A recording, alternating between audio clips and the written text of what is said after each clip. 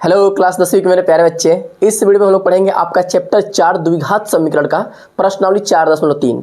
अगर आपके पास पुरानी बुक होगी तो उसमें 4.4 हो जाएगा। तो मेरे बच्चे देखो, पहला प्रश्न इसमें क्या बोल रहा है कि निम्नलिखित द्विघात समीकरण का मूल ज्ञात करो। अगर इनका मूल अस्तित्व में है, आपको किसी भी द्विघात समीकरण का मूल पूछता है और मूल का प्राकृतिक पूछता है तो उसके लिए आपको आना पड़ता है विविधकर पे और श्रीधराचार्य के फॉर्मूले पे। तो ये विविधकर क्या होता है पहले ये समझो आप। विविधकर किसी का भी ज्ञात करना हो, विविधकर का मतलब ये होता है कि पहले द्विघात समीकरण हमारा इस रूप में होता है ax का square plus bx plus c बराबर 0। अब a is not equal to 0 यहाँ पर लिख लीजिएगा। अब यहाँ पर होता क्या है मेरे बच्चे, विविधकर के लिए एक बोलते हैं डिस्क्रिमिनेंट, यानी कि d, जिसको हम d से दिखाते हैं। इसका मान कैसे निकालते हैं तो b का स्क्वायर माइनस 4ac पे निकालते हैं। अगर b स्क्वायर माइनस 4ac यह हमारा विविधकर हो गया। अब इसकी वैल्यू तीन तरह से प्राप्त हो सकती है। बी स्क्वायर माइनस 4ac तीन तरह से प्राप्त हो सकता है। इसको हम हल करें, यहाँ पे मान रख के द्विघात समीकरण को अगर हल करते हैं तो हो सकता है कि इसको हल करने पे जो इसकी वैल्यू प्राप्त हो रही हो वह 0 से बड़ा हो जाए। मतलब कि कोई प्लस वाली संख्या आ जाए, प्लस के 1, प्लस के 2, प्लस के 10, प्लस के 20, कोई भी संख्या प्लस में आ जाए। या फिर हो सकता है कि वह 0 के बराबर आ जाए। d की जो वैल्यू है, हो सकता है कि d की वैल्यू यहाँ पर प्लस आ जाए, मतलब 0 से बड़ा, और d की वैल्यू अगर 0 के बराबर हो जाए। या फिर ऐसा भी तो हो सकता है कि इसको हम हल करें और ये 0 से छोटा हो जाए, मतलब माइनस में हो जाए, मतलब कि निगेटिव हो जाए। क्लियर है, ये d जो है निगेटिव हो जाए। तो फिर ये तीन कंडीशन हमारे पास होते हैं और इन कंडीशनों में कैसे कैसे क्या होता है वो बात समझो आप ध्यान से। अगर d हम निकालते हैं, डिस्क्रिमिनेंट अगर निकालते हैं, इसकी value b square minus 4ac जो d है वह 0 से, d की जो वैल्यू है बच्चे डिस्क्रिमिनेंट की, d बराबर जो d की वैल्यू है डिस्क्रिमिनेंट की, यह वैल्यू अगर 0 से बड़ा होती है, 0 से बड़ा होता है, तो इसका मतलब ये है कि जो हमारा मूल होगा वह अस्तित्व में होगा और वास्तविक होंगे। अस्तित्व में होगा और वास्तविक होंगे। ठीक है, वास्तविक होंगे।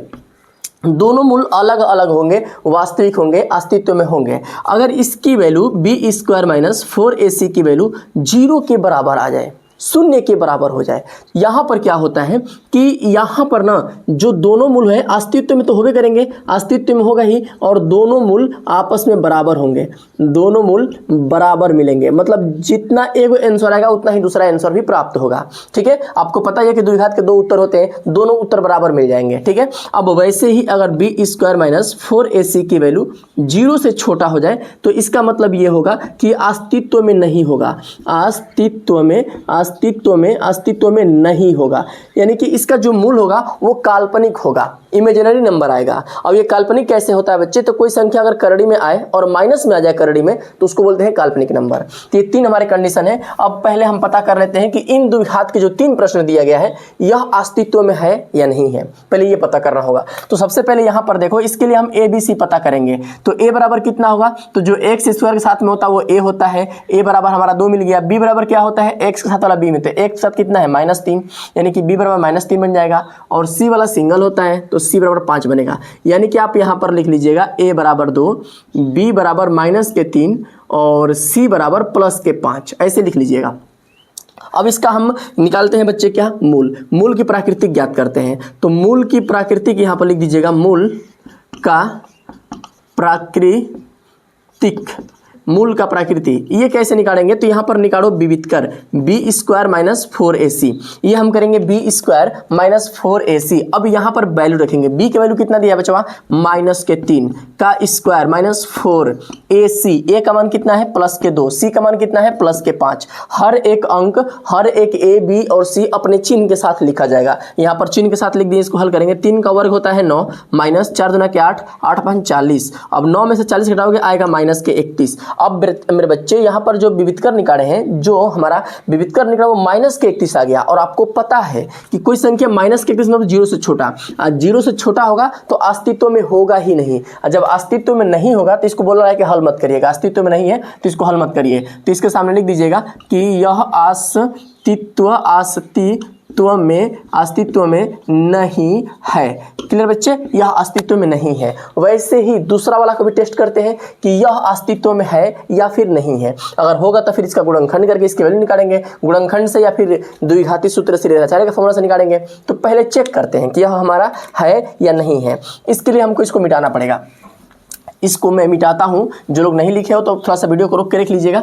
इसको मिटाता हूँ बच्चे। अब देखो क्या करेंगे, इसमें तो पहले ए खोजो। ए बराबर क्या मिलेगा, +3। बी बराबर क्या मिलेगा, -4 करड़ी में 3। और सी बराबर क्या मिलेगा, +4। अब यहाँ से ए बी सी हमको मिल चुका है, तो यहाँ से आप विविध कर ज्ञात करो, डिस्क्रिमिनेंट ज्ञात करेंगे। तो D = क्या होता है भैया, B² - 4AC होता है। इसको आप दिमाग में एकदम रट लीजिएगा। अब देखो B की वैल्यू कितना दिया है यहाँ पर, B का वैल्यू -4 करड़ी में 3, स्क्वायर है तो स्क्वायर करेंगे, -4 × A का मान कितना है 3, × C का मान कितना है 4। इसको हल करिए, -4 करड़ी में 3 का मान पता है कितना होता है, 48 होता है, प्लस के 48। अब जिन बच्चों को मन में डाउट है सर ये 48 कैसे लिख दिए हो, तो थोड़ा साइड में देख लो, थोड़ा सा आप साइड में देख लीजिएगा इसका वैल्यू कैसे निकालते हैं। देखिए 2 बार घात में 2 है तो 2 बार गुणा करेंगे, 4 का 4 में गुणा करेंगे 16, करड़ी में 3 और करड़ी में 3 मिलके करड़ी हट जाएगा, सिंगल 3 निकल जाएगा हमारा। तो सूरत यह कितना होता है भैया 48, माइनस माइनस मिलकर हो जाएगा प्लस, यानी कि प्लस के 48 इसका वैल्यू होगा। अब माइनस है तो -4 3 12 और 12 का गुणा करेंगे 4 में तो 12 चौक 48, यानी कि 48 में से 48 गया 0, यानी कि इसका जो विविधकर बन रहा है बच्चे वो 0 बन रहा है। अब आपको पता हो गया कि D की वैल्यू जब 0 होती है तो इसका मतलब ये है कि दोनों मूल बराबर होंगे और अस्तित्व में होगा, उसके मूल अस्तित्व में होंगे और दोनों मूल आपस में क्या होंगे, इक्वल, बराबर। यानी कि इसका दोनों मूल बराबर है और अस्तित्व में जब है तो इसको हम हल करके दोनों मूल को ज्ञात करेंगे कि इसका मूल क्या निकलेगा, इसको हल करके ही ज्ञात करना पड़ेगा। तो अब आपको पता है एक श्रीधराचार्य का फॉर्मूला कि अल्फा या बीटा निकालने के लिए एक श्रीधराचार्य का फॉर्मूला होता है। इसको मैं थोड़ा सा हाईलाइटेड से लिख दे रहा हूं कि अल्फा और बीटा, अल्फा या बीटा निकालने के लिए क्या करते हैं, श्रीधराचार्य का फॉर्मूला ये बोलता है ना, -b प्लस माइनस √ में b² -4AC अपान में 2a करते हैं। ये हमारा श्रीधराचार्य का फॉर्मूला हो गया। अब यहीं पे वैल्यू रखेंगे तो दोनों मूल हमारा मिल जाएगा। अल्फा और बीटा दोनों साथ में लेके चलते हैं, प्लस और माइनस है ना, प्लस ले लेंगे तो अल्फा, माइनस ले लेंगे तो बीटा। अच्छा है, किसी को अल्फा किसी को बीटा मान सकते हो, ठीक है। तो अब यहाँ पर माइनस है तो माइनस रखेंगे। b का मान कितना है भैया, b बराबर हम माने थे पहले से ही -4 करड़ी में, -4 करड़ी में 3 दिया था। अब फिर प्लस और माइनस दोनों आ गया, फिर b² - 4AC, b² - 4AC का मान हम यहाँ निकाले, देखिए b² - 4AC है ना, तो इसको बार बार रख के हल करने से क्या मतलब है, डायरेक्ट इसका मान उठा के यहीं से रख दीजिए, इसका मान उठा के यहीं से रख दीजिए 0, कोई दिक्कत नहीं, रख सकते हो, चलेगा यहाँ से, ठीक है। अपान में 2 × a का मान कितना है भैया 3 है। बस यहाँ पर कर देंगे हम अल्फा × बीटा बराबर माइनस माइनस मिलकर हो जाएगा +4 करड़ी में 3 और ये माइनस प्लस 0 हो गया तो खत्म हो गया इसका काम, और अपान में 2 3 6 हो गया, लेकिन 2 × 3 रहने दो, भी कटेगा ये, 2 × 3 रहने दीजिए, 2 से 4 कटाएंगे 2 आ जाएगा। क्लियर बच्चे, यहाँ पर 2 करड़ी में 3 बटे में आ गया 3। तो इसको अल्फा या बीटा के लिए, अल्फा या बीटा के लिए हम क्या कर सकते हैं बच्चे मेरे, यहाँ पर लिख दीजिए 2 करड़ी में 3 अब पूरे के बटा में 3 आपका आंसर हो गया, यही आपका आंसर हो गया। थोड़ा सा चाहो तो इसको, इसकी करड़ी को और कटा के छोटा करना चाहो तो कट सकता है, ये कट के और छोटा हो सकता है। 2 बटे करड़ी में 3 को करड़ी में 3 रख देंगे और 3 को हम करड़ी में 3 × करड़ी में 3 कर देंगे। अब करड़ी में 3 से करड़ी में 3 हमारा कैंसिल, यानी कि 2 बटे करड़ी में 3 मिल गया इसका। अब 2 बटे करड़ी में 3 मिल गया तो यही दोनों आपका आंसर होगा, अल्फा बराबर भी 2 बटे करड़ी में 3 और बीटा बराबर भी 2 बटे करड़ी में 3, यानी कि दोनों इसके उत्तर क्या हो जाएंगे। यहाँ तक आ रहा है कि नहीं, एक बार देखना पड़ेगा, ये वाली सीन आ रही है, यहाँ तक आ सकता है, ठीक है। यानी कि हम लिख देंगे यहाँ पर अल्फा बराबर 2 बटे करड़ी में 3 और ठीक वैसे ही बीटा बराबर भी 2 बटे करड़ी में 3, इसका दोनों आंसर हो चुका है, यही अल्फा और बीटा हो गया। क्लियर बच्चे, इसके दोनों मूल प्राप्त हो गए। अब वैसे ही ये तीसरा वाला को भी टेस्ट करेंगे कि क्या यह अस्तित्व में है या फिर नहीं है। अगर अस्तित्व में होगा तो उसका मूल ज्ञात करेंगे, अगर नहीं होगा तो फिर नहीं ज्ञात करेंगे। तो इसके लिए हम क्या करेंगे, सबसे पहले यहाँ पर ABC छाटो। a बराबर कितना मिलेगा, तो x² वाला होता है a बराबर +2, b बराबर कितना मिलेगा, तो x के साथ जो गुणे में होता है वो b होता है, यानी कि -6, और c बराबर सिंगल c बराबर +3। a b और c हमको मिल चुका है मेरे प्यारे बच्चे। तो यहाँ पर अब हम द्विघाती फार्मूला लगाएंगे। द्विघाती फार्मूला क्या होता है, b² - 4ac, ये हमारा डिस्क्रिमिनेंट होता है विविध कर। अब यहाँ पर वैल्यू रख के देखिए क्या होता है। b का मान कितना दिया बचवा, -6 का स्क्वायर -4 × a का मान कितना दिया है 2 × c का मान कितना दिया है +3। अब करेंगे यहाँ पर थोड़े से बदलाव, यानी कि कैलकुलेशन क्या होगा, -6 का स्क्वायर होता है +36। अब इनका गुणा कर देंगे, 4 दूना के 8, 8 त्रिके 24। अब 36 में से 24 जगह कितना मिलेगा भाई, तो 2 और 2 और 1 12, यानी कि प्लस के 12 मिल गया। जो हमारा डी है वो प्लस के 12 मिल गया। और आपको पता है कि डी मतलब क्या होता है, ये डी ही ना है, ये डी है, ये भी डी है और ये भी डी है। डी फॉर डैडी, ठीक है ना, डी फॉर डैडी यानी कि आपके डैडी है। क्लियर है ना, डैडी नहीं भाई सूत्र है, विविधकर है। ठीक है, अब देखो बच्चे यहाँ पर अब आपको पता चल गया कि डी की वैल्यू ग्रेटर देन 0 यानी कि प्लस में आ रहा है। और आप देखो ये प्लस में हो रहा है, 0 से बड़ा, तो अस्तित्व में होगा। दोनों मूल अस्तित्व होंगे और अलग अलग होंगे। तो दोनों मूल अलग अलग है और अस्तित्व में है, तो इसको कैसे ज्ञात किया जाएगा। अस्तित्व है तो भाई ज्ञात करना जरूरी है। अब कैसे ज्ञात करेंगे, तो थोड़ा सा इसको मिटाना पड़ेगा, इसको मुझे मिटाना पड़ेगा। और मिटा करके यहीं पे हल करते हैं, लगाते हैं श्रीधराचार्य का फार्मूला। अब श्रीधराचार्य क्या बोलता है भाई, अल्फा या फिर बीटा, यही वाला सेम सूत्र रहेगा, श्रीधराचार्य यही बोलते हैं। इसको श्रीधराचार्य का फार्मूला बोलते हैं, लिख दीजिएगा श्रीधराचार्य, श्रीधराचार्य या फिर श्रीधराचार्य का फार्मूला या सूत्र बोलते हैं। ठीक है, या फिर इसको बोलते हैं द्विघाती फार्मूला, द्विघाती सूत्र, इसको ये भी बोलते हैं, द्विघाती सूत्र बोलते हैं। ये दो नाम होता है इसका। अब यहाँ पर लगाएंगे हम लोग द्विघाती सूत्र, माइनस के B plus minus under root में बी का स्क्वायर माइनस 4ac अपान में 2a कर दीजिएगा, पूरे के अपान में 2a कर दीजिएगा। अल्फा या बीटा बराबर, अब माइनस की जगह पे माइनस रहेगा, b की वैल्यू कितना दिया है, तो माइनस के 6 दिया है, वो ब्रैकेट में लग जाएगा। एक साथ दो चिन्ह आ रहा है ना, ब्रैकेट में लग जाएगा। फिर प्लस और माइनस अंडर रूट में b का स्क्वायर माइनस 4ac है ना, तो b स्क्वायर माइनस 4ac को हम देखें यहाँ पे हल करके 12 लाए है ना, तो डायरेक्ट इसकी जगह पे करड़ी में 12 रख दीजिएगा। इसको हल मत करिए, आप इसका मान रख के हल कर सकते हैं, लेकिन हल मत करिए। एक बार हम पहले से हल किए तो बार बार हल करने की जरूरत नहीं पड़ती है। ठीक है, तो b स्क्वायर माइनस 4ac का मान 12 है, तो यहाँ पर 12 रख देंगे, करड़ी में था करड़ी में कर दिए, अपान में 2a का मान कितना है भाई, a का मान 2 है। अब इसको हल करेंगे तो अल्फा या बीटा बराबर माइनस माइनस मिलकर हो जाएगा प्लस के 6, अब प्लस माइनस अंडर रूट में 12 अपान में 2 दूना के 4 हो जाएगा। क्लियर है, 2 दूना के 4 हो जाएगा। अब एक काम करिए ना, थोड़ा सा कुछ देखिए कट रहा है तो कटाइए भाई, दिख रहा होगा आप लोगों को ना, थोड़ा सा कैलकुलेशन लगाओगे, अपने दिमाग का भेजा का थोड़ा सा प्रयोग करेंगे तो आपको कुछ चीज़ें दिख रही होंगी। 6 को हम 6 रन देते हैं, प्लस माइनस 12 को हम पता है क्या लिखेंगे, 12 को लिख देंगे ना 2 करड़ी में 3। कैसे लिखेंगे 2 करड़ी में 3 है, ध्यान दीजिए, ये है 12 का गुणनखंड करेंगे 2 गुणते 3 आ रहा है ना। अब 2 बार 2 मिल गया तो करड़ी से बाहर हो गया, और जो नहीं मिलता वो करड़ी में रहता, 2 करड़ी में 3 हो गया। किसी भी संख्या को करड़ी से बाहर करना है उसका आप सिंपल अभाज्य गुणनखंड करिएगा, और जिसका जिसका जोड़ा मिल गया वो करड़ी से बाहर, जिसका जोड़ा नहीं मिला वो करड़ी के अंदर, 2 करड़ी में 3। तो वैसे ही यहाँ पर 12 की जगह पे हम 2 करड़ी में 3 कर देंगे, और बटे में 4 है तो 4 कर देंगे। अब यहाँ से एक काम करिए, आप लोगों को दिख रहा होगा कि 2 और 4 कट रहा है, मतलब ये 2 और 6 कटेगा। यहाँ से कट रहा है, जिनको डायरेक्ट कटाने आता है ठीक है, नहीं कटाने आता है ना तो वो काम करिए, कामन लीजिए ऊपर से 2। डायरेक्ट नहीं कटाने आता है तो कामन लीजिए, 2 से कामन लेंगे तो 6 में भाग देंगे 3 आएगा, प्लस माइनस 2 कामन लेगा, करड़ी में 3 बचेगा, ब्रैकेट बंद, और अपान में 4, 2 से 4 कटाएंगे 2 आ जाएगा। यानी कि अल्फा या फिर बीटा बराबर 3 प्लस माइनस करड़ी में 3 बटा में 2 हो जाएगा। ठीक है, बटे में 2 हो जाएगा, यही हमारा हो गया आंसर। क्लियर बच्चे, देख लो ना, बहुत आसान और प्यारा सा प्रश्न था, ये हमारा आंसर एक हो गया। अब चाहो तो इसको अलग अलग कर सकते हो, क्योंकि सर दोनों प्रश्न सही है, कैसे क्या करें, तो भाई लो अलग अलग भी कर देते हैं। इसको थोड़ा सा रंगीन से है कहीं लिख देते हैं, नीचे थोड़ा सा लग रहा है कि आएगा कि नहीं आएगा, मैं इधर ही कहीं लिख देता हूँ, इधर कहीं लिख देता हूँ। अल्फा बराबर आप लिख दीजिएगा 3 प्लस करड़ी में 3 बटा में 2, और बीटा बराबर क्या लिख दीजिएगा, इसी का 3, एक बार प्लस लेंगे और एक बार बस उसी को उतार लेंगे, एक बार माइनस ले लेंगे, इसी को उतार लेंगे, एक बार प्लस और एक बार माइनस ले लेंगे, यही दोनों हमारा क्या हो गया, आंसर हो गया। क्लियर बच्चे, मुझे उम्मीद है कि आप बहुत प्यार से और बहुत अच्छे से इसको सीख गए होंगे। बस इसमें 2 ही बात ध्यान देना था, एक श्रीधराचार्य का फार्मूला और दूसरा हमारा हो रहा था विविधकर, डिस्क्रिमिनेंट, जिसको हम बोलते हैं b स्क्वायर माइनस 4ac। ये 3 कंडीशन में हो सकता है, ग्रेटर देन 0 और इक्वल टू 0 और लेस देन 0, 0 से बड़ा, 0 के बराबर और 0 से छोटा। 0 के बड़ा होगा, 0 के बराबर होगा तो उसका अस्तित्व में होगा, तो उसका मूल ज्ञात करिएगा। 0 से छोटा होगा, अस्तित्व में नहीं है, मूल मत ज्ञात करिएगा।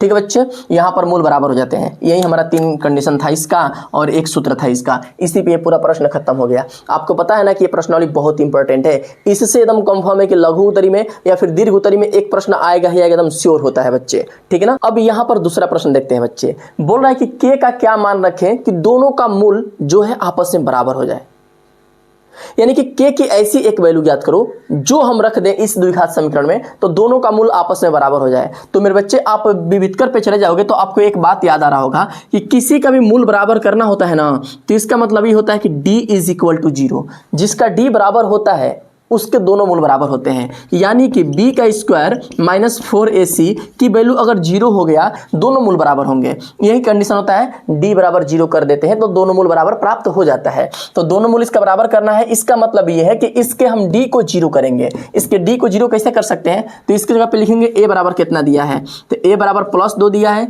b बराबर कितना लिखा है, तब b बराबर k लिखा है, और c बराबर देखेंगे कितना दिया है, c बराबर +3 दिया है। b की जगह पे जो a के साथ गुणे में होता है ना, वो b माना जाता है, तो x के साथ गुणे में k है, इसलिए b बराबर k बनेगा। अब देखो बच्चे, इसको हम हल करेंगे तो यहाँ पर रखेंगे b का स्क्वायर माइनस 4ac बराबर 0। यही होता है हमारा, क्या बोलते हैं कि मूल अगर बराबर करना हो तो यही सूत्र होता है इसका। अब यहाँ पर वैल्यू रख दीजिए, b का मान कितना रखा गया है, k का स्क्वायर माइनस 4 इंटू a का मान है +2 इंटू c का मान है +3 बराबर 0। तो k का स्क्वायर बराबर 4 दूना के 8 और आत्री के 24 हो जाएगा। ठीक है, माइनस के 24 बराबर 0। अब देखो 24 हमारा इधर माइनस में, उधर गया तो हो जाएगा प्लस में, तो k का बराबर k स्क्वायर बराबर प्लस के 24। अब k बराबर क्या हो जाएगा, तो इसको करड़ी में बंद कर देंगे, करड़ी में 24 हो जाएगा। ठीक है बच्चे, यानी कि करड़ी में हम 24 कर देंगे तो ये क्या होगा हमारा, दोनों इसका मूल 0 हो जाएंगे। यहाँ पर प्लस और माइनस दोनों होता है, जब किसी भी संख्या का वर्गमूल ज्ञात करते हैं तो प्लस और माइनस दोनों ले लेते हैं। यही k बराबर प्लस माइनस करड़ी में 24 इसका आंसर हो जाएगा। क्लियर बच्चे। अब वैसे इसका दूसरा प्रश्न देखो, अब यहाँ पर भी वही काम कर रहा है कि k का मान क्या रखे कि इसका दोनों मूल बराबर हो जाए। तो दोनों मूल बराबर के लिए मेरे बच्चे b स्क्वायर माइनस 4ac बराबर 0 करना होता है। ठीक है, तो यहाँ पर हम खोजेंगे कि bac क्या है, b क्या है, a क्या है और c क्या है। तो भाई सबसे पहले आप देखो, यहाँ पर तो कोई हमारा x स्क्वायर दिख ही नहीं रहता, कैसे abc पता करें, इसके लिए इसका ब्रैकेट आप तोड़ दीजिएगा। kx से अंदर जाएगा, दोनों में गुणा हो जाएगा, तो kx से x में गुणा होगा तो kx का स्क्वायर हो जाएगा, फिर माइनस है तो माइनस, फिर kx से 2 में गुणा होगा तो 2kx बन जाएगा, प्लस के 6 बराबर 0 हो जाएगा। अब यहाँ पर हमको ABC पता करना है, तो a बराबर क्या होता है, x स्क्वायर के साथ जो गुणे में रहेगा वो a बन जाएगा, और b बराबर क्या होता है, तो जो सिंगल x के साथ जो रहेगा वो b बराबर बनेगा। तो x के साथ माइनस के 2k है, यानी कि माइनस 2k हमारा b बनेगा, और c बराबर क्या होता है, सिंगल वाला प्लस के 6। तो यहाँ पर वैल्यू रखिए, b की जगह पे हम इतना रख देंगे, माइनस के 2k का स्क्वायर माइनस 4 AC, a का मान k है इंटू c का मान प्लस के 6 है बराबर 0 कर दीजिए। अब इसको हल करिए मेरे बच्चे। अब देखिए माइनस 2k का स्क्वायर होता है, पता है क्या है, प्लस के 4k का स्क्वायर हो जाएगा, माइनस देखिए 4 में 6 से गुणा कर रहे हैं, 4 6 का 24k बन जाएगा बराबर 0। अब एक काम करो बच्चे, यहाँ से देखो कॉमन k हो सकता है, 4k कॉमन हो सकता है, 4k यहाँ से कॉमन करेंगे तो यहाँ पर सिंगल k बचेगा, और माइनस यहाँ से 4 भाग देंगे तो 4 6 का 24 6 आएगा, k यहाँ से निकल जाएगा बराबर 0। 4k इधर 0 है, 4k इधर गुणे में है, उधर जाके 0 में जाएगा तो भागा में हो जाएगा, तो इसकी वैल्यू 0 हो जाएगी। ये इधर गुणा में, उधर गया तो भागा में, अब 0 में 4k से भाग देंगे ना तो 0 ही होता है, तो k माइनस 6 बराबर 0 बच जाएगा। तो k की वैल्यू कितना आ गया भैया, प्लस के 6 आ गया, यानी k की वैल्यू प्लस के 6 होगा, और इसका k का वैल्यू प्लस माइनस करने में 24 हो जाएगा। यही आपका आंसर है। क्लियर बच्चे। प्रश्न नंबर 3 हमसे बोल रहा है बच्चे कि क्या एक ऐसी आम की बगिया बनाना संभव है जिसकी लंबाई उसके चौड़ाई से दोगुनी हो और उनका क्षेत्रफल 800 मीटर का स्क्वायर हो। तो बच्चे इसको हम देखते हैं हल करके कि संभव है या नहीं है। हमसे बोला कि एक बगिया हो, एक बगिया मतलब ऐसे बगिया होनी चाहिए जिसकी जो लंबाई बनेगी वह चौड़ाई से दोगुनी बनेगी। जितना भी इसका चौड़ाई होगा, चौड़ाई से लंबाई दोगुनी होगी, यानी कि चौड़ाई अगर x होगा तो लंबाई हमारा 2x हो जाएगा, और इसका क्षेत्रफल 800 मीटर का स्क्वायर होना चाहिए। क्या इस तरह की बगिया बनाना संभव है या नहीं है, हमसे ये पूछा जा रहा है। तो सबसे पहले हम यहाँ पर लिख देंगे कि माना कि जैसे बोला वैसे लिख के करिए, अगर संभव होगा तो हल हो जाएगा, अगर नहीं होगा तो हल नहीं होगा। ठीक है, तो लिखेंगे माना कि बगिया की लंबाई बराबर x। अब वैसे ही माना कि बगिया की चौड़ाई, अब चौड़ाई कितना होगा भाई, देखो लंबाई 2x हो जाएगा और चौड़ाई हमारा x बनेगा। हमने उधर माना था, उसने बोला था कि लंबाई जो है ना वो चौड़ाई से दुगुनी होनी चाहिए, तो इसलिए मैंने लंबाई को दुगुना कर दिया, चौड़ाई को x कर दिया, इसका क्षेत्रफल 800 मीटर का स्क्वायर कर दिया, बोला था उसने। अब बोला क्या है कि इसका क्षेत्रफल 800 मीटर का स्क्वायर है, यानी कि आप लिखिए यह एक आयतकार बन चुका है। ठीक है, तो लिखिए यहाँ पर आयतकार बगिया। ठीक है, आयत का क्षेत्रफल क्या होता है, आयत का क्षेत्रफल बराबर क्या होता है बच्चे, तो लंबाई गुणते होता है चौड़ाई, लंबाई गुणे चौड़ाई, यानी कि क्षेत्रफल इसका दिया है 800 और लंबाई दिया है हमको 2x इंटू चौड़ाई दिया है x। क्लियर है, इस तरह से इसकी वैल्यू दिया गया है। अब यहाँ पर हम क्या करते हैं, इसको हल कर देते हैं। हल करेंगे तो क्या मिलेगा, 2 का x में गुणा करेंगे तो 2x का स्क्वायर बनेगा इंटू 800। ठीक है, अब 2 हमारे इधर गुणा में इधर तो हो जाएगा भागा में, अब 2 से भाग देंगे 800 में तो आएगा 400, यानी कि 400 बराबर x का स्क्वायर। अब x स्क्वायर 400 आ रहा है तो इसको करने में बंद करेंगे तो x की वैल्यू आ जाएगा, तो x बराबर आ गया हमारा 20। ठीक है, प्लस और माइनस दोनों आ गया, प्लस माइनस 20, यानी कि x की वैल्यू प्लस के 20 हो जाएगा और x की वैल्यू माइनस के 20 हो जाएगा। तो आपको पता है कि ये है लंबाई और लंबाई कभी माइनस में नहीं जाता है, इसलिए इसको हम नहीं लेंगे, यही हमारा आंसर प्लस के 20 हो जाएगा, यानी कि प्लस के 20 हम रखेंगे तो इसका क्षेत्रफल 800 मीटर आ जाएगा। ठीक है ना, यहाँ पर रख के टेस्ट भी कर सकते हैं कि लंबाई बराबर हमारा कितना हो जाएगा, 2 इंटू प्लस के 20 बोला है ना, तो एक प्लस के 20 रखेंगे तो लंबाई हमारा मिल जाएगा 20 दूना के 40। अब चौड़ाई कितना मिलेगा भैया, तो केवल x है, यानी कि x बराबर क्या है 20 है, 20 मिल जाएगा। अब देखिए ना, इसका क्षेत्रफल हम रख के टेस्ट कर लेते हैं कि सही हो रहा है कि नहीं। तो 40 का गुणा करेंगे 8 20 में तो 4 दूना के 8, यानी कि 800 मिल रहा है, यानी कि सही है, क्षेत्रफल हमारा प्राप्त हो रहा है। लंबाई के चौड़ाई में गुणा करने पे 800 मिल रहा है, यानी कि यह सफल है, हमारा सत्य है, संभव भी है। ठीक है बच्चे, यह संभव है, इसको हम ज्ञात कर सकते हैं जिसकी लंबाई और चौड़ाई इतना प्राप्त होगा, ये हमारा आंसर हो गया। क्लियर बच्चे। प्रश्न नंबर 4 हमसे बोल रहा है बच्चे कि क्या निम्नलिखित स्थिति संभव है, 2 मित्र अगर संभव है तो उनकी वर्तमान आयु ज्ञात करना है। और प्रश्न क्या बोला है कि 2 मित्रों के आयु का योगफल 20 है और 4 वर्ष पहले दोनों की आयु का गुणनफल 48 है, तो फिर उनकी वर्तमान आयु क्या होगी। तो मेरे बच्चे आप मेरी बात ध्यान से सुनो, सबसे पहले जो भी कोई प्रश्न रहता है उसको मान के टेस्ट करिएगा। माना कि पहला मित्र की वर्तमान आयु, ठीक है, पहला मित्र की वर्तमान आयु। अब इसका वर्तमान आयु कितना बनेगा बच्चे, तो x मान लेंगे। और फिर वैसे ही माना कि दूसरा मित्र का वर्तमान आयु कितना मिलेगा, तो दूसरा मित्र का वर्तमान आयु कितना हो जाएगा, जब दोनों का योगफल बच्चे दिया था 20, जब दोनों का योगफल 20 दिया था तो एगो x माने हैं तो दूसरा 20 माइनस के x हो जाएगा, दूसरा 20 माइनस के x हो जाएगा। किसी बच्चे को मन में डाउट होगा सर कैसे आप मान लिए हो 20 माइनस x, तो आप मेरे को एक बात बताओ, मैं आपसे ये पूछूं कि आप हो और मैं हूं, आपके पास है 30 रुपया और मेरे पास है 10 रुपया, हम दोनों लोगों ने पैसा मिला दिया तो हो गया 40 रुपया। ये हमको पता है कि आपके पास 30 और मेरे पास 10 है, 40 हो गया, ठीक। लेकिन अगर मैं आपसे ऐसे बोलूं कि मेरे और पैसे आपके पैसे का योगफल 50 रुपया है और उसमें से आप 40 रुपया दिए हैं, तो मैं कितना दिया हूँगा।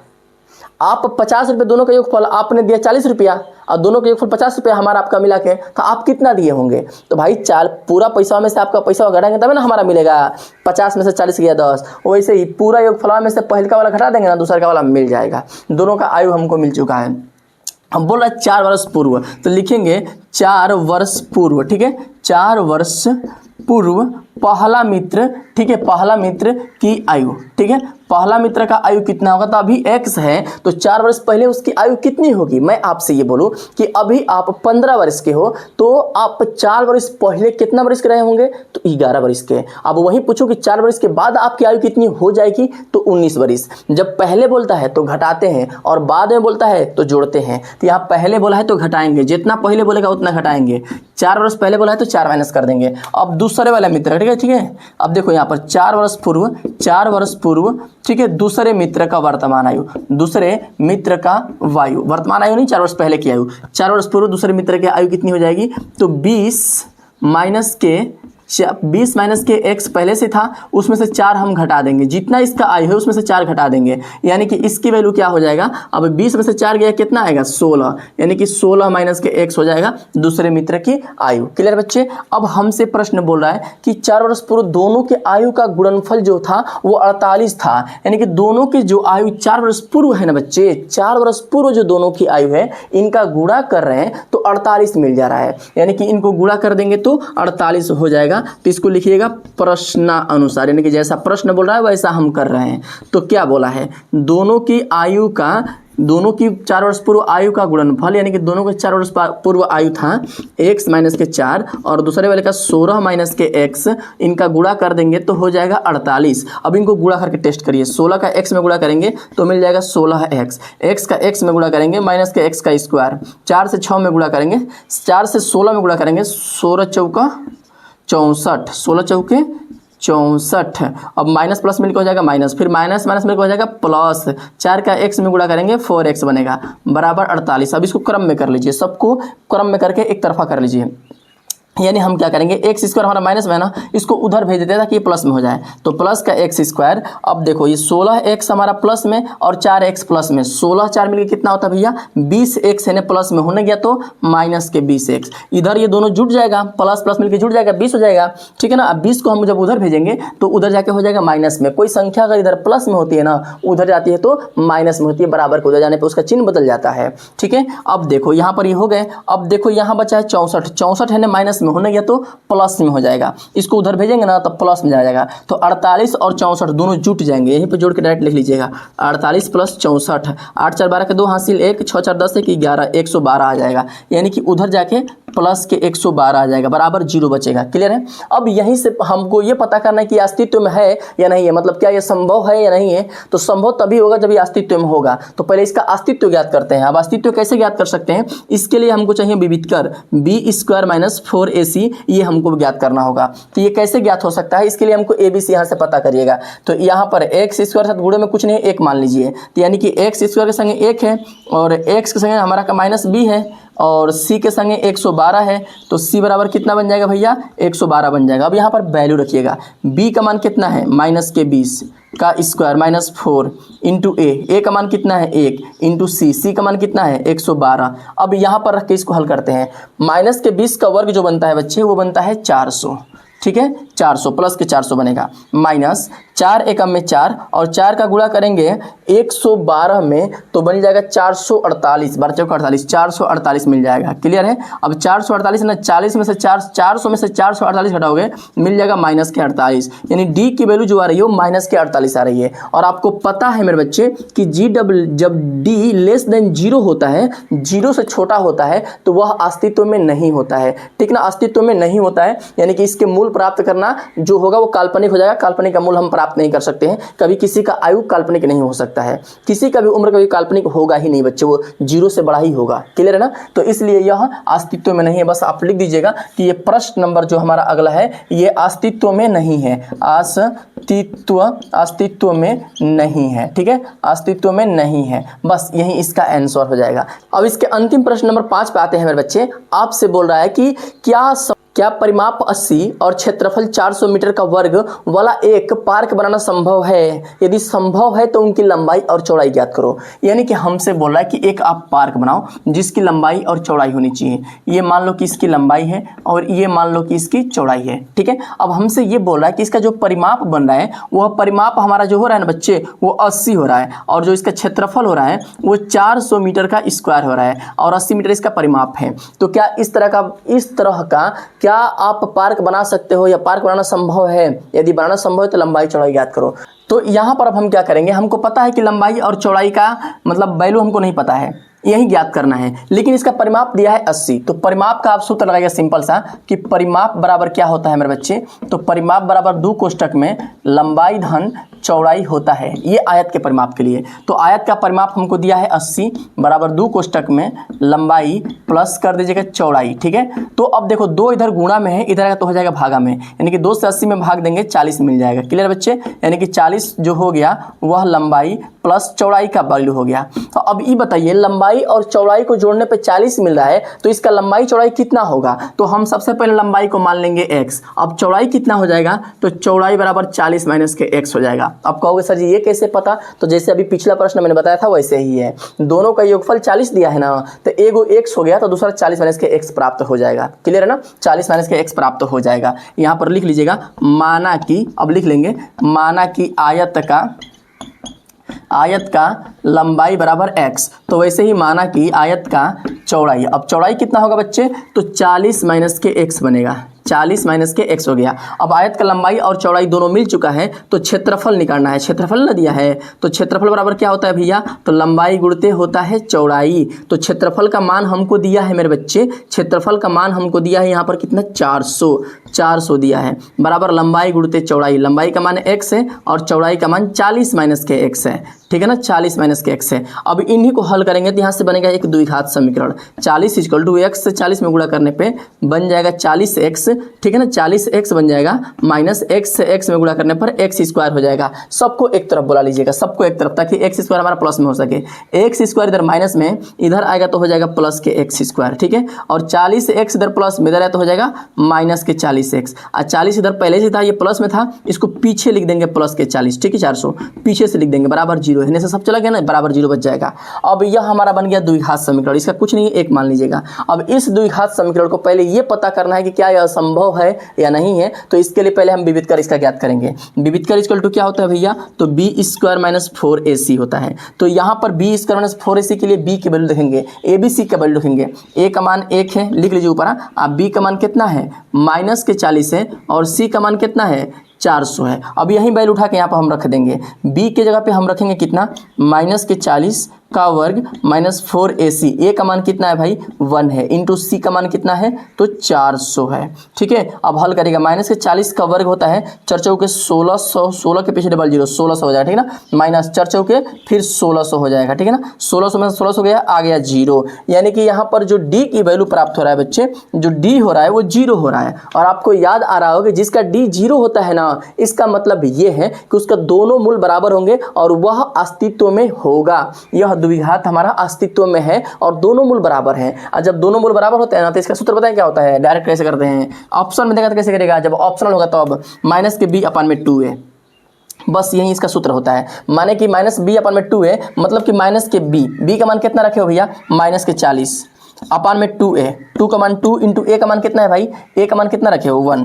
तो माइनस माइनस मिलकर हो जाएगा प्लस, अब प्लस आ 2 से भाग देंगे 40 में कितना मिलेगा, 20 मिलेगा। यानी एक जो हमारा एक वैल्यू मिलेगा ना, वो 20 हो जाएगा। यानी कि इसका जो वैल्यू मिल रहा होगा वो 20 आ रहा होगा। लेकिन हमको इससे हल नहीं करना है, हमको ये ट्रिक वाला बताया जो ये सिर्फ ऑब्जेक्टिव में काम करेगा। आपको इसको विस्तार में हल करना होगा। अब विस्तार में कैसे हल करेंगे, चूंकि अस्तित्व में है, तो इसके लिए सूत्रधाराचार्य फॉर्मूला लगा दीजिए, अल्फा या बीटा बराबर माइनस के b plus minus under root में b का स्क्वायर माइनस 4ac अपान में 2a, अपान में 2a। अब यहाँ पर वैल्यू रखिएगा, वैल्यू रखेंगे तो माइनस के माइनस, b का मान कितना दिया है, b का मान है माइनस के 40, b की जगह पे माइनस के 40 रख दीजिए, फिर प्लस माइनस अंडर रूट में b का स्क्वायर माइनस 4ac। अब यहाँ पर आप पहले से हल करके जब निकाल लिए हैं b स्क्वायर माइनस 4ac का मान 0 है, तो यहाँ पर आप डायरेक्ट 0 रख दीजिएगा, करड़ी में 0 अपान में 2a। a का मान कितना है भाई, 1 है, 1 रखिएगा। तो अल्फा या बीटा बराबर माइनस माइनस मिलकर हो जाएगा प्लस के 40, अब प्लस माइनस 0 का काम खत्म हो गया, अपान में बच गया 2a। तो कितना मिल गया, 20 मिल गया। तो अल्फा या बीटा बराबर 20 मिल गया। तो मेरे बच्चे आप बोल लीजिएगा अल्फा बराबर भी 20 हो गया और बीटा बराबर भी कितना हो गया, 20 हो गया। यानी कि दोनों मूल इसके 20-20 आ गए हैं। तो हमसे लंबाई और चौड़ाई पूछ रहा था, ठीक है ना, लंबाई और चौड़ाई पूछ रहा था। यानी कि यह x की ही वैल्यू 20-20 आया है, जो 20 आया ना वो x की ही वैल्यू है, ठीक है। तो x का वैल्यू हमको जब 20 मिल गया है, तो लंबाई की जगह पे हम रख देंगे बच्चे 20 और चौड़ाई की जगह पे कितना रख देंगे, चौड़ाई बराबर कितना रख दीजिएगा, तो 40 माइनस के 20। अब 40 में से 20 से घटेगा कितना आएगा, 20 आएगा। यानी कि चौड़ाई भी 20 से ही मिलेगा और लंबाई भी कितना मिलेगा, 20 से ही मिलेगा, दोनों सेम सेम हो जाएंगे। क्लियर है ना। तो नीचे लिख दीजिएगा उत्तर में कि उत्तर बराबर चौड़ाई बराबर 20 और लंबाई बराबर भी 20। आंसर क्लियर बच्चे। मुझे उम्मीद है कि ये प्रश्नावली आपको बहुत अच्छे से, बहुत प्यार से समझ में आ चुका होगा। तो अभी तक आपने मेरे चैनल को सब्सक्राइब नहीं किया है तो प्लीज़ सब्सक्राइब कर दो, वीडियो को लाइक कर दो। आप हाँ कमेंट करके जरूर बताइए कि आप किस जिले से पढ़ रहे हो, और उस कमेंट में मैं देखता हूँ कितना अधिक से अधिक लाइक आता है, ताकि किस जिले के बच्चे अधिक अग्रसर हैं पढ़ाई के लिए और पढ़ाई के प्रति अधिक जिज्ञासु हैं। तो जल्दी मिलते हैं अगले वीडियो में। यहाँ तक आने के लिए धन्यवाद।